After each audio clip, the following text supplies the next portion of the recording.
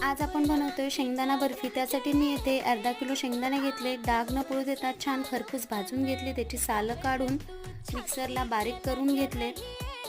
गॅसवर कढई गरम करून घेतली, त्यामध्ये 1 कप पाणी आणि अर्धा किलो साखर टाकून छान एकतारी पाक तयार करून घेतलाय। पाक होईपर्यंत मी या ठिकाणी परातला तूप लावून घेतलंय। आता पाक झाला का हे चेक करू। पाक चेक करण्यासाठी मी एका वाटीत पाणी घेतलं, त्यामध्ये पाक थोडासा टाकून बघितला, पाकाचा गोळा तयार झाला, म्हणजेच आपला पाक तयार झालाय। आता त्यामध्ये थोडं थोडं करून शेंगदाण्याचं कूट टाकून मिक्स करत जाऊ।